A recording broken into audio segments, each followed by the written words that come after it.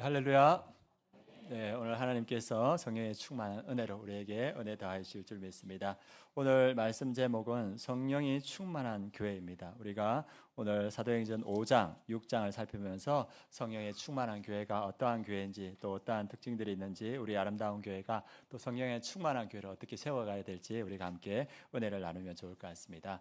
구약 4,000년 동안은 삼위일체 하나님 중에 성부 하나님이 주도하던 시대였습니다. 그래서 창세기부터 해서 말라기까지는 성부 하나님께서 그 역사를 주관해 오셨습니다. 그리고 그 4,000년 기간 동안에 300번 넘게 예수 그리스도를 이 땅에 보내주실 거다 이렇게 예언하셨고, 그리고 이제 2000년 전에 예수 그리스도가 이 땅에 오셨습니다. 그래서 33년 동안 예수 그리스도께서 이 땅에서 사역을 주도하셨습니다. 그리고 예수님께서 구원의 사역을 십자가에서 다 이루시고 부활하시면서 부활 성천하시면서 우리에게 성령을 보내줄 것이다 이렇게 약속하셨습니다. 그래서 그분이 성천하시고 오순절날 성령이 이 땅에 임하셨습니다. 그래서 2000년 전부터 지금까지 성령이 주도하는 시대입니다. 그래서 지금 이 시대는 복음의 시대고 성령님께서 사역을 주도하는 시대입니다. 그래서 우리가 예수를 주로 신할 수 있는 것 무엇 때문입니까? 성령의 역사하심 때문이다. 그리고 이 시대에는 성부 하나님도 성령을 통하여서 사역을 이루어 가시고, 그리고 성자 예수님도 성령을 통하여서 사역을 이루어가고 계시고, 그리고 우리 아름다운 교회도 성령님을 통하여서 사역을 이루어가는 줄 믿습니다. 그래서 그 사역들이 성령을 통하여서 어떻게 이루어지는가 볼 텐데, 성령 충만한 교회의 첫 번째 특징은 뭐냐 하면 오늘 말씀을 통해 볼 때 표적과 기사가 일어난다는 겁니다. 표적과 기사는 뭐냐 하면, 표적은 영어로 사인입니다. 사인이라는 것은 표지판 같은 것인데, 예수님께서 귀신을 쫓아내시고 그리고 병을 고치셨습니다. 그런데 이거는 단순한 기적이 아니라 이 예수님께서 보여주신 것은 그 기적과 그 이적을 통하여서 예수님이 메시아이심을, 예수님이 하나님의 아들이심을 보여주는 기적이었습니다. 이걸 갖다가 표적이라 말합니다. 그리고 기사, 원더스는 놀라운 일인데 하나님의 그 역사하심을 집중할 수 있는 그러한 일을 여기에 넣는 기사라는 말을 씁니다. 그래서 기사와 표적의 목적은 무엇인가? 예수 그리스도가 어떠한 분이신가를 보여주는 것, 그게 기사와 표적이고, 그리고 그의 최종 목적은 뭐냐면 기사와 표적을 통하여서 사람들이 예수 그리스도를 믿게 하려는 것, 그게 목적입니다. 그래서 예수 그리스도의 표적과 기사를 통하여서 많은 사람들이 예수님이 메시아이시고 하나님의 아들이심을 믿었습니다. 동일하게 사도행전에도 표적과 기사라는 말이 몇 번쯤 나올까요? 사도행전에 표적과 기사라는 말이 9번 정도 나옵니다. 그래서 그 사도들의 표적과 기사를 통해서 어떤 일이 일어나냐면 많은 사람들이 예수님을 믿게 되는 역사가 나타납니다. 그래서 이 성경에 나오는 표적과 기사, 그 기적의 목적은 뭐냐? 이 사람들이 예수 그리스도를 믿게 하려는 그런 목적이다 이렇게 말해주고 있습니다. 오늘 말씀 5장 말씀 함께 보도록 하겠습니다. 사도행전 5장 12절에서 14절 말씀 함께 봉독하겠습니다. 사도들의 손을 통하여 민간의 표적과 기사가 많이 일어나며 믿는 사람이 다 마음을 같이하여 솔로몬 행각에 모이고, 그 나머지는 감히 그들과 상종하는 사람이 없으나 백성이 칭송하더라. 믿고 주께로 나오는 자가 더 많으니 남녀의 큰 무리더라. 그래서 이제 예수 그리스도를 통하여서 표적과 기사가 나타나는데, 이후에는 사도들을 통하여서 표적과 기사가 예루살렘 가운데 나타났습니다. 그래서 그 표적과 기사가 일어날 때 많은 사람들이 모여야 됐는데, 그 시대에 많은 사람이 모일 수 있는 곳이 어디냐면 성전에 있는 솔로몬 행각이었습니다. 그래서 거기에 모였고, 그 믿는 사람들이 그곳에 모여서 기도하고 찬송할 때, 나머지라는 말은 예수 그리스도를 믿지 않는 바깥에서 바라보는 사람들, 그 사람들이 감히 그들과 상종한 사람이 없으나, 그러니까 그들을 경외하고 두려워하는 마음이 들었다는 겁니다. 왜입니까? 기적과 표적이 나타났기 때문에, 표적과 기사가 나타났기 때문에 믿지 않는 사람들은 그들을 볼 때 경외감을 가지게 됐다는 겁니다. 그리고 이어서 말하는 것이 뭐냐 하면 그들을 칭송하더라, 그들을 높이더라 합니다. 그리고 그 결과가 무엇이냐 하면 14절이죠.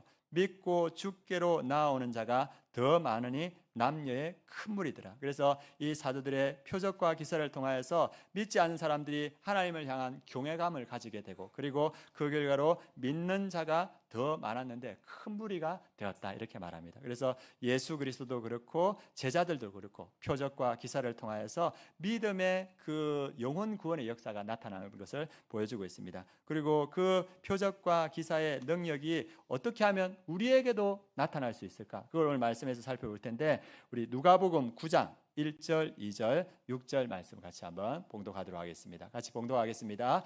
예수께서 12제자를 불러 모으사 모든 귀신을 제어하며 병을 고치는 능력과 권위를 주시고 하나님의 나라를 전파하며 앓는 자를 고치게 하려고 내보내시며 제자들이 나가 각 마을에 두루 다니며 곳곳에 복음을 전하여 병을 고치더라. 이 표적과 기사의 능력을 가지신 분은 누굽니까? 예수 그리스도. 그분이 표적과 기사의 능력을 가지고 있습니다. 그런데 예수님께서 그것을 누구에게 줬습니까?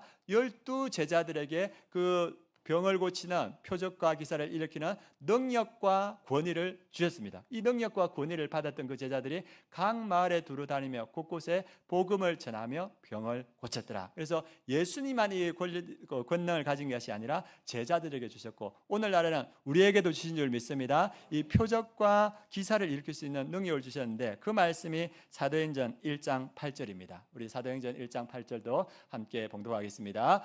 오직 성령이 너에게 임하시며 너희가 권능을 받고 예루살렘과 온 유대와 사마리아와 땅까지 이르러 내 증인이 되리라 하시니라. 성령이 너희에게 임하시면 너희가 권능을 받는다는 거야. 제자들에게 주셨던 그 능력과 권세를 주셨는데, 이걸 한마디로 권능이라고 말합니다. 이 권능이 무슨 권능입니까? 병을 치유하는 권능, 그리고 귀신들을 쫓아내는 그 권능을 우리에게 주셨다는 겁니다. 이 권능을 받아서 예루살렘과 온 유대와 사마리아와 땅끝까지 이르러 예수님을 증언하는 그러한 증인이 된다는 겁니다. 주님께서 이 권능을 우리에게도 주신 줄 믿습니다. 예, 제가 이제 지난주 금요일이었습니까? 예, 목요일 날 제가 이제 13단지 저번에 이야기하고 나서 실제로 그 13단지에 어떤 분이 사시는가 이렇게 한번 둘러봤습니다. 그래서 목요일 날 4시 30분에 이렇게 한번 가보니까 그 경로당 앞에 어르신들이 술 파티를 하고 계시더라고요. 낮에 4시 30분에 술 파티를 하죠. 그래서 함께하는 교회에서 함께하는 교회 아니 죄송합니다. 아름다운 교회에서 왔다고 이렇게 휴지하고 이렇게 음료수를 나눠주니까 그분들이 뭐라 하냐면, 이분들이 내가 아름다운 교회 가겠다는 거예요. 오늘 안 오셨죠? 오셨나요? 예, 술 기운에 하신 것 같아요.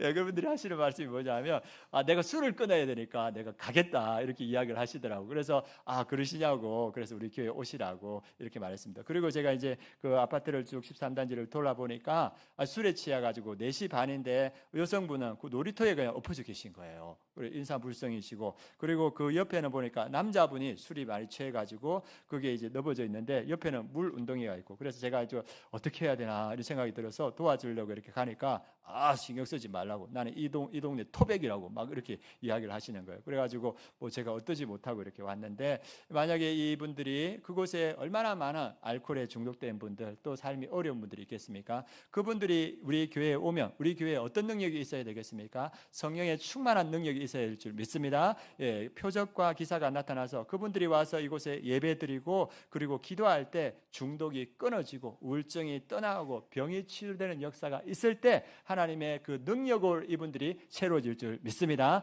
오늘 말씀은 우리에게 그 능력을 주셨다는 겁니다. 그러니까 우리가 그것을 믿고 기도할 때 이 초대교회에 나타났던 그 역사가 우리에게도 나타날 줄 믿습니다. 그리고 제가 이렇게 신문을 보다가 그 고은이라는 목사님 그 신문 기사를 보게 됐습니다. 그분이 그 기사에 자기가 겪었던 일을 적었는데, 그분이 4개의 암이 걸렸다고 합니다. 어떤 암이 걸렸냐면 위암, 췌장암, 십이지장암, 임파서암, 이 4개의 암이 걸릴 때 어떻게 되겠습니까? 이 4개의 암이 온몸에 실핏줄처럼 다 얽혀가지고 이제 의사가 진단하길 당신은 살아날 가능성이 0%입니다. 이렇게 되고, 그리고 나서 이제 8년차 말기암 투병 중에 폐혈증, 합병증이 왔대요. 피가 이제 썩어 들어가는 거죠. 그러면서 5일 동안 의식을 잃고 모든 장기는 기능을 잃고 부패하기 시작했다는 겁니다. 그러니까 이제 이분은 살아날 가능성이 없는데, 그분이 목사님이었기 때문에 그 교회의 성도들이 아이부터 장년까지 모든 성도가 금식하며 추락 기도, 중보 기도에 땀과 피눈물을 쏟았다고 합니다. 그래서 그때 그 목사님이 회상하면서 나는 그때 성도들의 기도 물방울 위에 서 있었다. 그리고 내가 본 것은 바다의 작은 물고기와 공중의 작은 새 등과 길섭에 보잘것없는 들풀을 먹이시고 키우시는 지키시는 하나님의 손길이었다. 자기는 죽어가는 건 알고 있는 거예요. 내 피가 다 썩어가고 있고 내 장기가 다 썩어가고 있다. 그런데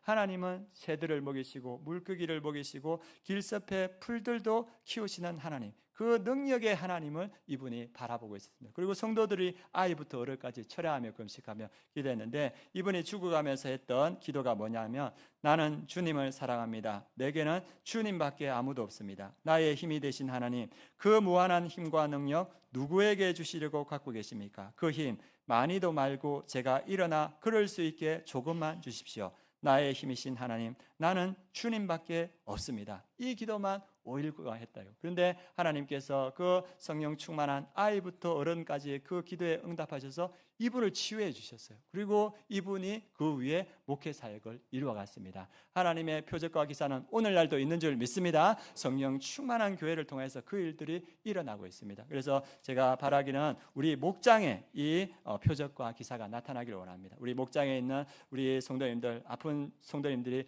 치유되는 역사가 나타나기를 원합니다. 우울증이 떠나가고, 그리고 불면증이 떠나가고, 우리의 모든 저주가 떠나가고 끊어지는 그 역사가 있길 원합니다. 우리가 믿음으로 기도할 때, 성령 충만할 때 그러한 역사가 나타날 줄 믿습니다. 그래서 오늘 말씀은 무엇을 말합니까? 성령 충만한 교회는 하나님의 표적과 기사가 나타난다. 예루살렘 교회에 나타나고 또 우리 아름다운 교회에도 나타나기를 축원합니다. 그리고 성령 충만한 교회에 어떠한 역사가 있는가?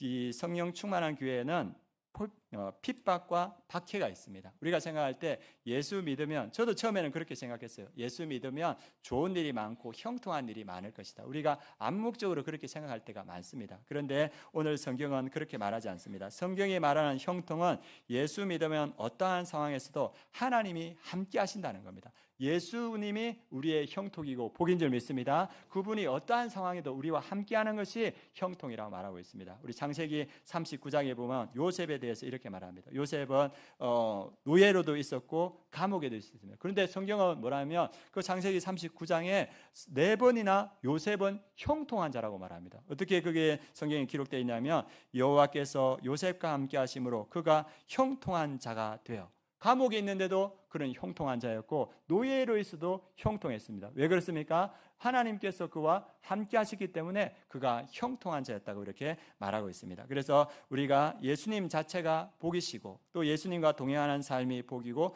형통이라는 것을 보여주고 있습니다. 오늘 이 본문에 나오는 예루살렘 교회는 성령이 충만한 교회였습니다. 그리고 하나님 말씀에 전적으로 순종하는 교회였습니다. 그리고 그들은 복음을 전하여서 영혼을 구원하는 교회 성도였습니다. 그런데 오늘 그들에게 무엇이 있느냐면 고난과 핍박과 능욕이 있는 겁니다. 그래서 그 가운데 어떤 일이 있었냐 하면, 베드로와 요한과 사도들이 그 솔로몬 행각에 나와서 복음을 전할 때 그것을 시기했던 대제사장과 사두개인의 당파가 그들을 잡아들입니다. 그리고 그들을 감옥에 넣습니다. 그리고 감옥에 넣었는데 또 그 감옥에 갇혀 있는데도 불구하고 하나님의 사자가 그 감옥에 와서 감옥문을 열어주면서 너희 가서 복음을 전하라 이렇게 말합니다. 그러니까 베드로와 그 사도들이 다시 그 성전에 가서 복음을 전할 때 다시 사내들인 공의에서 이들을 잡습니다. 그리고 잡아와서 저지난주에 말했던 사내들인 공의의 가운데 세우고 그들을 신문합니다. 어떻게 신문하냐면, 우리가 예수의 이름으로 사람을 가르치지 말라고 언금하였으되 너희가 너희 가르침을 예루살렘에 가득하게 하니 이 사람의 피를 우리에게 돌리고자 함이로다. 분명히 내가 말하지 않았느냐, 가르치지 말라고 했는데 네가 너희의 예수님께서 죽으시고 부활했던 가르침을 예루살렘 전역에 가득 차게 했다. 네가 우리 그 예수의 피를 우리의 책임으로 돌리려 함이 아니냐 이렇게 협박을 합니다. 그때 그 베드로와 요한과 사도들이 뭐라 하냐면, 사람보다 하나님께 순종하는 것이 마땅하니라. 너희가 나무에 달아 죽인 예수를 우리 조상의 하나님이 살리시고 우리 이스라엘에게 회개함과 제사함을 주시려고 그의 오른손으로 높이사 임금과 구주로 삼으셨느니라. 우리는 이 일의 증인이요 하나님이 자기의 순종하는 사람에게 주신 성령도 그러하니라. 그래서 그들은 담대하게 예수 그리스도를 그 자리에서 증언합니다. 그럴 때 이 산헤드린 공회에서 사람들이 어떠한 마음을 품냐면 이들을 죽여야 되겠다. 예수도 죽였던 사람들이니까 제자들도 죽여야 되겠다 이렇게 말합니다. 그때 그 산헤드린 공회에 존경받는 가말리엘이라는 바리새인이 일어서서 말합니다. 뭘 말하냐면 너희들이 조심해야 된다. 이 사도들과 이 사람들이 자기들을 스스로 일어났으면 시간이 지나면 다 사라질 것이다. 그런데 만약에 저들이 하나님을 통하여서 일어난 사람들이라면 너희가 하나님을 대적하는 일이 될 것이다. 이렇게 말하는 거예요. 그러니까 이들이 그 말을 듣고 결정합니다. 어떤 결정을 했냐면 사도행전 5장 40절에서 42절 말씀 함께 보도록 하겠습니다. 함께 봉독하겠습니다.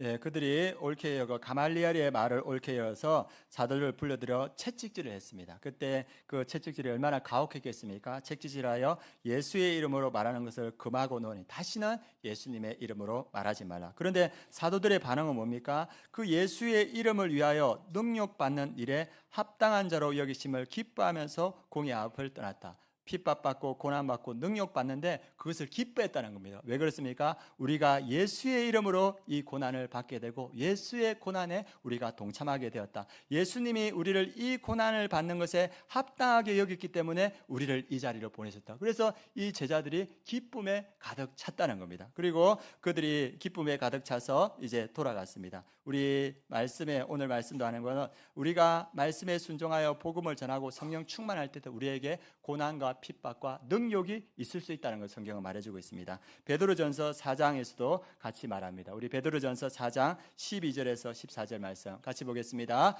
사랑하는 자들아 너희를 연단하려고 오는 불시험을 이상한 일 당하는 것 같이 이상히 여기지 말고 오히려 너희가 그리스도의 고난에 참여하는 것으로 즐거워하라. 이는 그의 영광을 나타내실 때 너희로 즐거워하고 기뻐하게 하려 함이라.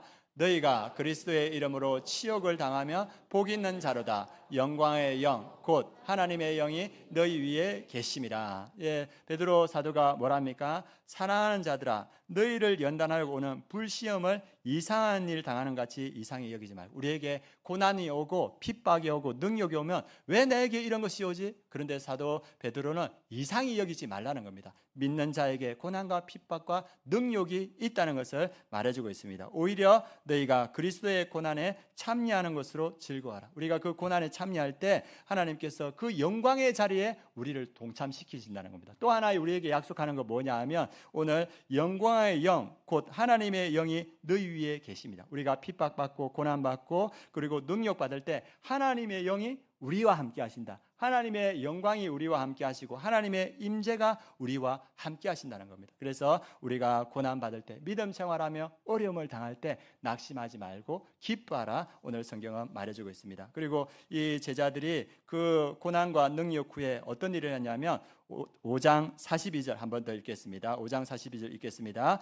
그들이 날마다 성전에 있든지 집에 있든지 예수는 그리스도하고 가르치기와 전도하기를 그치지 아니하니라. 예, 고난받고 능력받고 죽음의 생명의 위협을 받았는데 그들이 돌아와서 무슨 일이냐면 이 그리스도 예수는 그리스도하고 가르치기와 전도하기를 그치지 않았다. 계속적으로 복음을 전했다. 그래서 그들을 통하여서 이 예루살렘의 복음이 편만하게 이루어졌습니다. 그래서 우리가 고난에 있을 때 그 고난에 낙심하지 마시고 그 고난받음을 우리가 기뻐하면서 계속적으로 예수 그리스도의 복음을 전하며 하나님의 기뻐하는 일을 감당하는 우리 성도님들 되시길 원합니다.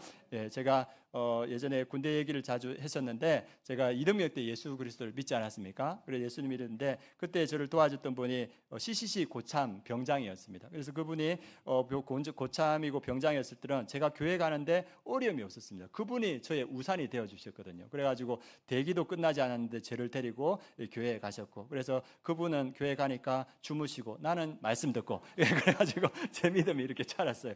그래서 자랐는데 그분이 병장이 말년 병장이 전역을 해버렸어요. 그래서 저 안에는 믿음이 들어왔고, 그래가지고 이제 교회에 가야 되는데 저희 교회 군대 분위기가 뭐였냐면 주말에 주일이 되면 그 주일에 이등병들하고 일병들은 뭐 해야 되냐면 그 내부 안에 있는 의왕을 갈아야 됐고, 그 다음에 모포를 틀어가지고 말리고 넣어야 됐고, 내부반 청소를 해야 됐어요. 그래서 그걸 이제 이등병, 일병이 해야 되는 거죠. 일병이 책임지고, 그리고 고참들은 뭐 하냐? 이건 1급 기밀인데 제가 말씀드리겠습니다. 고참들은 뭐 하냐? 종교 행사 적어놓고 고참들 말년 병장들은 나가서 비디오방 가고 당구장 가고, 그 다음에 PC방 가고 그러는 거예요. 그래가지고 이제 그게 뭐 전통처럼 이렇게 된 거예요. 저는 어디 가야 됩니까? 교회 가야 되고. 그래가지고 제가 어떻게 했냐면 그 고참이 제대하고 나서 이제 교회 간다고 종교에서 신청을 했습니다. 그러니까 또 후임병들이 좀 자기도 가고 싶다는 거예요. 그래가지고 이제 제가 우산이 안 되죠, 그죠? 이렇게 그래 같이 이렇게 가면 이제 일찍 사관한테 이제 신고를 해야 되는데 줄이 두 줄이 생기는 거. 어떻게 생기냐면 말년 병장 줄 하나 있고, 대표로 이등병 초봉인 저와 일병 초봉인 저와 이등병들이 줄을 서고, 그래가지고 이제 종교행사 갔다 왔어요. 갔다 오니까 상병이 저를 부르더라고요. 그리고 그 상병이 부산의 칠성파 아시죠? 예, 칠성파. 예, 높은 사람 아니고 행동대원에 있다. 행동대원에 있었는데 저를 부르는 거예요. 그래서 불러가지고 이제 분위기를 다 하니까 너가 종교행사 나갔다며? 너 죽을래? 이렇게 이야기하는 거예요. 그리고 제가 뭐겠으면 죽으면 안 되지 않습니까? 아닙니다.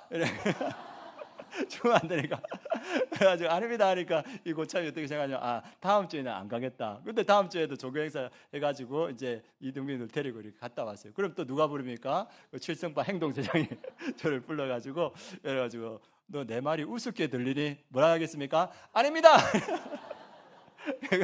그래가지고 고참이 이제 저보고 안 나갈 줄 알았는데 가니까 또 나가는 거예요. 그래서 저를 불러내는 거예요. 그래서 제가 일병 시절을 어떻게 보냈겠습니까? 줄마다 너 죽을래? 아닙니다. 너 죽을래? 아닙니다. 하면서 일병 시절을 보내는 거예요. 그래서 이제 나중에 상병이 되니까 잘 안 건들더라고요. 그래서 상병이 되니까 저 믿음도 단단해지고 이제 후임병들 데리고 교회 나갈 수 있었거든요. 그래서 제가 느끼는 게 뭐냐 하면 믿음 생활 제대로 하려면 고난이 있다. 핍박도 있고 어려움도 있다. 그러나 거기에 굴하지 않고 우리가 믿음의 길을 갈 때 하나님의 은혜가 있다는 겁니다. 아마 여기에 있는 많은 분들이 믿음 생활 제대로 하려고 하고 말씀에 순종하러 갈 때 어려움이 있을 겁니다. 그러나 그 어려움에 굴하지 않고 이 사도들처럼 그것을 기쁘게 여기며 그럼에도 불구하고 복음을 전하고 예수를 가르칠 때 하나님이 이 사도행전 교회, 이 예루살렘 교회에 은혜를 주셨듯이 우리 성도님들에게도 은혜를 주실 줄 믿습니다. 그래서 우리가 오늘 이 말씀을 통해서 알아야 되는 건 뭐냐 하면 이 성령 충만하고 주의 말씀을 순종할 때 고난과 핍박이 있다. 이것을 믿음으로 이겨나가야 된다는 것을 보여주고 있습니다. 세 번째, 성령 충만한 교회는 목회자가 오로지 말씀과 기도에 힘쓰는 교회라는 것을 오늘 말씀은 보여주고 있습니다. 오늘 성령 충만한 이 예루살렘 교회에 표적과 기사가 나타나서 제자들이 많아졌습니다. 그리고 제자들이 많아지고 성도들이 되게 많아졌어요. 그래서 이 교회에서는 공동체 생활을 하면서 이 과부와 고아들을 도와주는 그 사역을 했었는데 인원이 많아지다 보니까 외부에서 온 그 헬라인 유대인들 그 과부들에게 이 적절하게 이 구제와 도움이 오지 않는 거예요. 그러니까 헬라인 그 유대인들이 히브리파 유대인들에게 불만을 토로한 겁니다. 그러니까 이 이야기가 이 사도들의 귀에도 들렸죠. 그래서 성도들은 많아지고 사역들은 많아지고 그리고 그 안에 여러 가지 갈등이 생겼을 때 이것을 어떻게 해결해야 되는가. 그래서 사도들이 그 성도들을 다 불렀습니다. 그게 사도행전 6장 2절에서 4절입니다. 우리 2절에서 4절 말씀 함께 봉독하겠습니다. 12사도가 모든 제자를 불러 이르되 우리가 하나님의 말씀을 제쳐놓고 접대를 입사하는 것이 마땅하지 아니하니 형제들아 너희 가운데서 성령과 지혜가 충만하여 칭찬받는 사람 7을 택하라. 우리가 이 일을 그들에게 맡기고 우리는 오로지 기도하는 일과 말씀 사역에 힘쓰리라 하니.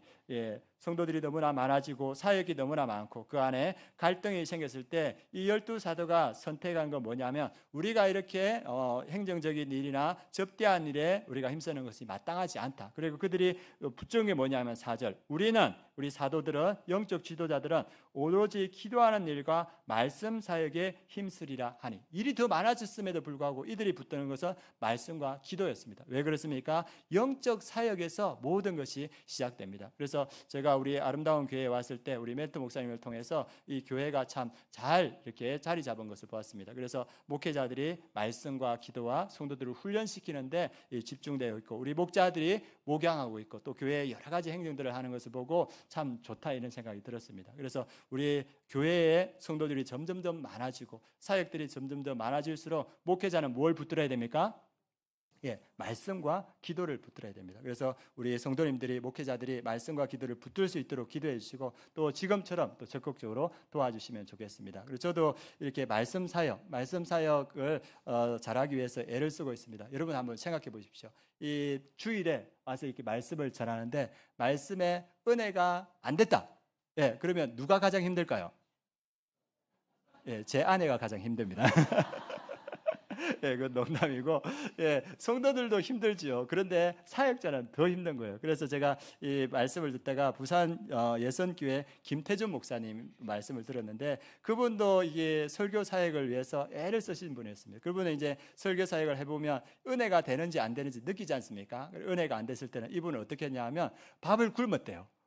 사역에 은혜를 못 끼쳤으니까. 그리고 어떤 날은 이게 막 자기가 자기 분을 못 이겨가지고 주먹으로 벽을 치니까 피가 나고 잘하고 싶은데 안 되는 거예요. 그런데 이제 선배 목사님이 뭐라 했냐면, 목회자가 성경 백독을 하지 않고 말씀을 전하면 그건 제대로 된 목회자가 아니다, 그 얘기를 했다는 거예요. 그래가지고 이분이 그 말씀을 듣고 충격을 받고 성경 백독을 시작했습니다. 그래서 이분이 3년 만에 성경 백독을 한 거예요. 그래서 그 선배가 목사님이 뭐라 했냐면, 너가 한 10독 정도 하면 말씀이 살아서 역사하는 걸 네가 경험하게 될 거다. 그래서 이분이 기대하면서 10독을 쫙 이어서 했는데 그런 역사는 없는데 20독을 하고 나니까 어떤 역사가 나타나냐 하면, 이 말씀이 너무 좋아서 읽어가는데 이 말씀이 내가 읽고 나면 달아 없어질 것 같다는 그런 생각이 들더랍니다. 그래가지고 그런 말씀을 붙들고 눈물 흘리며 읽고 가는 역사가 있고, 그리고 또 읽어가니까 어떤 역사가, 여러분들에게도 그 역사가 나타날 줄 믿습니다. 소리가 좀 작아요. 그래서 그 어떤 역사냐면 구약을 읽는데 신약이 보이는 거예요. 그리고 신약을 보는데 구약이 보이는 거예요. 그래가지고 관주가 되는 거예요, 이렇게. 그리고 나서 이제 우리 계속 읽어나니까 이제 나중에는 어떻게 되냐면 성경을 펴는 데마다 예수 그리스도가 보이는 거예요. 그래서 이분이 이제 사역을 하는데, 그분이 주일 설교 사역할 때 제목을 예수 그리스도, 이 제목으로 128주를 설교를 했대요. 그래서 3년이 넘게 이렇게 했는데 성도들이 너무 좋아하는 거예요. 그래가지고 목사님, 알아듣고 못 알아듣고는 우리의 책임이니까 지금처럼 말씀을 전해 주십시오. 그리고 이제 그 강사분들이 오지 않습니까? 강사분들이 처음 오니까 이 성도님들에게 재미있는 이야기도 하고 딴 얘기도 하지 않습니까? 그럼 성도들이 어떤 마음이 드냐면, 가서 저 목을 졸라야 된다. 그 마음이 들더래요. 그 목사님에게 이야기했어요. 그러니까 성령의 말씀을 붙들었던 그 목사님을 통해서 이 생명의 말씀이 전해지는 거예요. 그래서 저도 이제 말씀을 백독하기 위해서 지금 읽고 있습니다. 하루에 이제 30장 읽고 있거든요. 30장 읽고 있고, 읽으니까 어떤 은혜가 있냐면 하나님이 지혜를 주시는 거예요. 지혜를 주시고 또 말씀을 그렇게 읽고 기도하니까 기도의 깊이가 다른 거예요. 그래서 제가 이제 나중에 백독 읽고 나면 여러분들에게 말씀드리겠습니다. 그런 역사가 말씀을 붙들 때 일어납니다. 그리고 지금 성경 통독도 하고 계시고 성경 필사도 하고 계시고 암송도 하고 계신데, 말씀이 여러분 안에 충만히 찰 때 그 말씀의 능력이 나타날 줄 믿습니다. 그래서 목장에서도 같이 말씀을 이렇게 하시고, 저는 몇 독? 100독. 여러분은 몇 독? 우리 멘토 목사님 저번에 초기 했을 때 한 달 1독, 그 참 은혜로운 것 같아요. 한 달 1독 하면 죄 지을 시간이 없습니다. 그러니까 여러분도 말씀을 딱 정해가지고 말씀을 읽어 가실 때 그 말씀의 은혜가 넘쳐날 줄 믿습니다. 그리고 목회자가 말씀을 붙들고, 또 목회자가 붙들어야 되는 것은 기도를 붙들어야 됩니다. 제가 늘 여러분에게 말할 때 하루에 몇 번 기도하자고 말합니까? 예, 3번. 이쪽에도 소리가 크네요. 그리고 실천하시는 분의 목소리가 크다는 걸 제가 알게 됩니다. 그래서 아침, 점심, 저녁 시간이 될 때 시간을 정해놓고 기도하실 때 하나님의 은혜가 임할 줄 믿습니다. 저도 하루에 3번 기도하려고 애를 씁니다. 경건한 유대인들도 3번 기도했고 다니엘도 3번 기도했고 예수님도 그 바쁜 가운데도 아침과 밤에 기도했지 않습니까? 모든 영적인 능력이 기도에서 나오는 줄 믿습니다. 그래서 목회자가 먼저 기도하고 여러분들이 기도하시길 바랍니다. 그리고 여러분들 아셔야 될 건 뭐냐 하면 기도하면 하나님이 보이고 기도하지 않으면 누가 보이겠습니까? 사람이 보이는 거예요. 그래서 목회자가 기도할 때 하나님이 이 공동체를 향한 하나님의 뜻을 알게 되고 그 뜻대로 성령의 인도하심대로 교회를 이끌어갈 때 성령의 충만한 역사가 이 예루살렘 교회에 나타난 것을 보여주고 있습니다. 그래서 목회자가 말씀과 기도를 붙들고 또 목회자가 해야 될 3번째 일은 뭐냐 하면 성도를 온전케 하는 일입니다. 우리 에베소서 4장 11절에서 13절 말씀 함께 봉독하도록 하겠습니다. 같이 봉독하겠습니다. 그가 어떤 사람은 사도로, 어떤 사람은 선지자로, 어떤 사람은 복음 전하는 자로, 어떤 사람은 목사와 교사로 삼으셨으니 이는 성도를 온전하게 하여 봉사의 일을 하게 하며 그리스도의 몸을 세우려 하심이라. 우리가 다 하나님의 아들을 믿는 것과 아는 일에 하나가 되어 온전한 사람을 이루어 그리스도의 장성한 분량이 충만한 데까지 이르니 11절에 목회자가 무슨 일을 해야 되나? 성도를 온전하게 하여 봉사의 일을 하게 하며 그리스도의 몸을 세우려 하십니다. 그래서 목회자가 할 일은 뭐냐 하면 제 성도들을 훈련시켜서 온전한 자, 그리스도의 장성한 분량이 충만한 데까지 이르도록 훈련시키는 게 목회자의 역할이라는 겁니다. 그래서 우리 교회에서는 8월부터 멘토 목사님이 최선의 삶, 그리고 제가 생명의 삶, 제자 훈련에 들어갑니다. 제자 훈련 과목은 따로 있고 생명의 삶 시리즈로 들어가는데 받지 않은 분들은 다 신청해서 이 그리스도의 장성한 분량까지 성장하는 그러한 시간 가졌으면 좋겠습니다. 그래서 목회자, 성령 충만한 교회 목회자는 말씀과 기도와 훈련에 집중한다. 그걸 오늘 보여주고 있습니다. 4번째, 성령 충만한 교회는 성령과 지혜가 충만한 사람을 리더십으로 세우는 교회입니다. 지금 우리 멘토 목사님이 처음 시작하셔서 3년을 지내오는 동안 교회가 꾸준히 성장했습니다. 아마 하나님께서 앞으로도 우리 교회를 꾸준히 성장시켜 주실 줄 믿습니다. 우리 교회가 성장할 때 그러면 우리 교회에 리더십을 세워야 됩니다. 일꾼을 세워야 됩니다. 그러면 우리가 우리 아름다운 교회의 리더십과 일꾼들을 세울 때 어떤 기준으로 우리가 리더십을 세우고 일꾼을 세워야 되는가? 그게 사도행전 6장 3절에서 6절에 나옵니다. 같이 한번 봉독하도록 하겠습니다. 형제들아, 너희 가운데 성령과 지혜가 충만하여 칭찬받는 사람 7을 택하라. 우리가 이 일을 그들에게 맡기고 우리는 오로지 기도하는 일과 말씀 사역에 힘쓰리라 하니 온 무리가 이 말을 기뻐하며 믿음과 성령이 충만한 사람 스데반과 또 빌립과 브로고노와 니가노르와 디몬과 바메나와 유대교에 입교했던 안디옥 사람 니고라를 택하여 사도들 앞에 세우니 사도들이 기도하고 그들에게 안수하니라. 성도들이 너무 많아졌어요. 사역들이 너무 많아졌고 그리고 그 안에 갈등이 있을 때 이 목회자들은 말씀과 기도와 훈련에 집중하고 그리고 목양 사역하고 행정 사역하고 교회에 많은 사역들을 할 사람을 세워야 되는데 리더십을 세워야 되는데 그 기준이 뭐냐 하면 성령과 지혜가 충만하여 칭찬받는 사람, 믿음이 충만한 사람을 세워야 된다는 거예요. 그래서 이 일들을 통하여서 이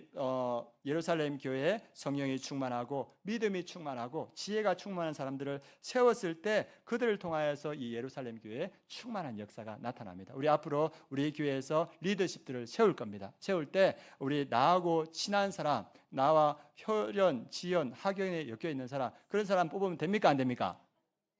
안 되죠. 예, 뭐 사줬다고 뽑으면 됩니까? 안 됩니까?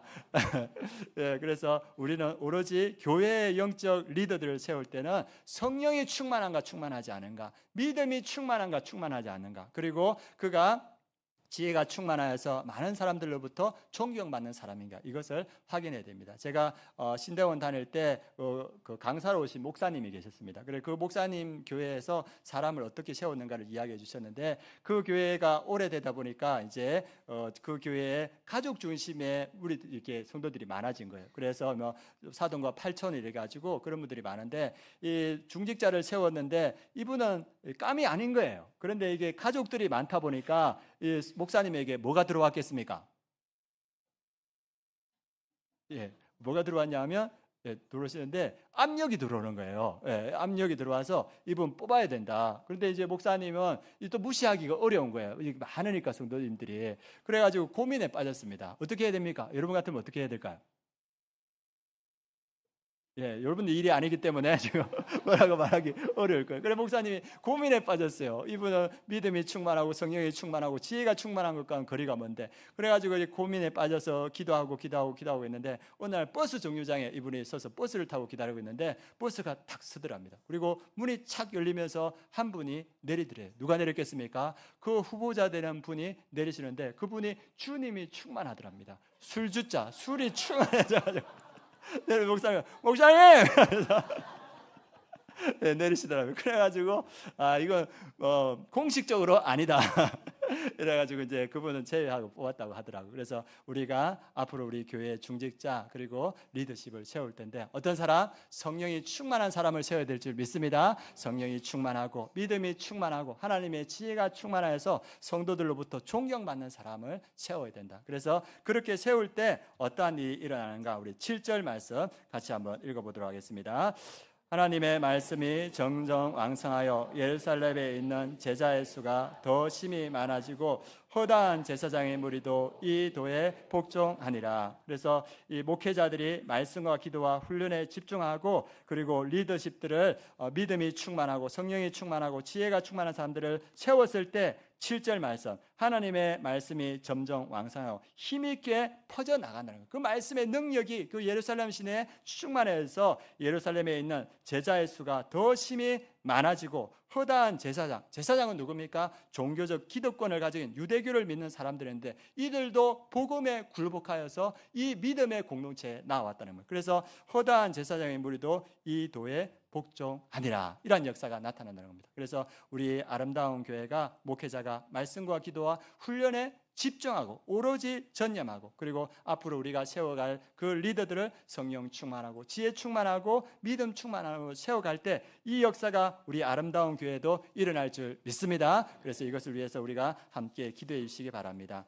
제가 한 목사님의 꿈에 대한 말씀을 들었습니다. 그 목사님의 말씀에 저도 동의하는데 예수님의 꿈이 두 가지가 있었다고 합니다. 예수님의 꿈은 뭐였냐면 첫 번째는 십자가의 꿈이었습니다. 그분이 이 땅에 오실 때 그분은 오로지 뭘 바라보고 가셨냐 하면 십자가를 바라보며 가셨습니다. 그래서 그분은 한 발짝 한 발짝이 십자가를 향한 발걸음이었고 그 십자가를 통해서 우리를 구원을 이루고자 하는 그러한 꿈이 있으셨고 그 꿈을 예수님께서 친히 이루셨습니다. 그리고 또 하나의 꿈은 뭐냐면 교회에 관한 꿈이었습니다. 그분은 이 땅에 그 하나님의 교회, 그 교회를 세우고 싶으셨습니다. 그래서 그 또한 꿈, 그 하나님의 꿈, 예수님의 꿈, 그 교회를 세울 건데 예수님께서 이 땅에서 죽으시고 성천하시면서 우리에게 남겨주신 그 선물이 뭡니까? 피로 사신 교회, 그 교회를 우리에게 선물로 주셨습니다. 그래서 그리스도의 몸인 하나님 나라를 이루는 교회를 우리에게 주셨습니다. 그런데 우리가 생각할 때 그 예수님이 꿈꿨던 교회가 이 시대에도 가능할까요? 정말 예수님이 바라보고 예수님이 디자인하고 예수님이 이루어 가실 그 교회가 이 시대에도 가능한가? 이 시대에도 동일하게 예루살렘과 같은 그런 교회가 가능할까요? 그리고 이 시대에 이 많은 사람들에게 소망이 되고 대안이 될 수 있는 그런 교회가 가능할까? 이렇게 우리가 한번 자문해 볼 수 있습니다. 그래서 저는 가능하다고 생각합니다. 성령 충만한 교회가 있으면 그 교회가 예수님이 꿈꾸던 교회인 줄 믿습니다. 그 성령 충만함에 인도하심을 받는 그 교회가 예수님이 꿈꾸던 교회였고 예루살렘 교회가 이루어가던 교회였습니다. 우리 교회가 성령 충만한 교회가 되면 예수님이 꿈꾸는 그 교회가 아름다운 교회가 될 줄 믿습니다. 예루살렘 교회의 그 수많은 역사들이 우리 교회에도 나타날 줄 믿습니다. 그래서 우리 아름다운 교회가 성령 충만하여서 예수님이 꿈꾸던 그 교회가 되게 하여 주시옵소서. 우리 아름다운 교회가 그 예루살렘의 역사가 나타나는 그 교회가 되게 하여 주옵소서. 우리가 이것을 바라고 기도하고 순종해 나갈 때 우리 아름다운 교회 이 역사가 나타날 줄 믿습니다. 이 은혜가 충만한 우리 아름다운 교회 되기를 원합니다.